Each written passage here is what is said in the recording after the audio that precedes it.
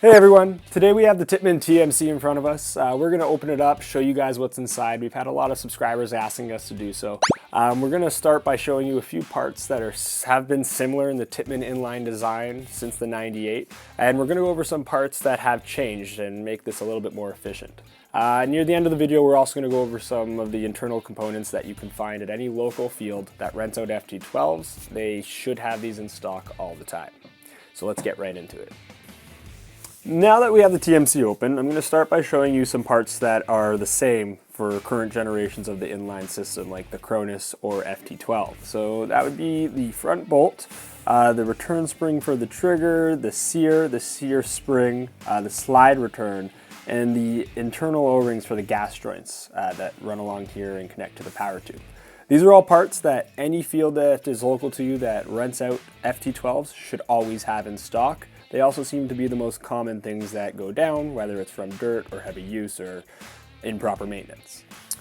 Now to continue by showing you what has changed in Tippmann's inline design since the Cronus or FT series of guns. The gas line that goes from the bottom ASA all the way to the power tube is about half the size, which requires less air to be filled in there waiting to be fired, less wasted air. Next up would be the hammer. The hammer is more than half the size and half the weight as was in a 98 FT12 and a Cronus. So this requires less force to drive back, and it also has cutouts at the bottom, taking away more material, and it's shaped so that it can recycle unused air, making it more efficient. Then we have the power tube, or the valve, I should say.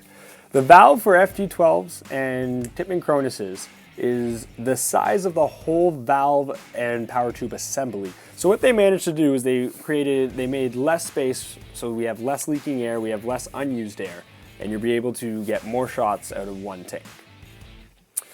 All right, the next component that is different amongst all their guns would be the drive spring. You do not want to be putting the wrong drive spring into your marker. So at the bottom here, we have a Tippmann FT12 drive spring, we have a Tippmann 98 drive spring, and this one right over here would be the TMC drive spring. So as you can see, they're all different lengths and widths.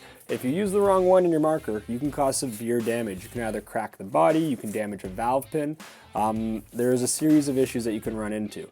And these parts look very, very similar, especially when you don't have all three of them there to compare against. So make sure that if you do happen to go and get a replacement part, you get the Tippmann TMC version. Now that we have it back together, hope you guys found this video informative. If you have any questions or comments or suggestions for future videos, please leave them below. And as always, like, subscribe, and thank you for watching.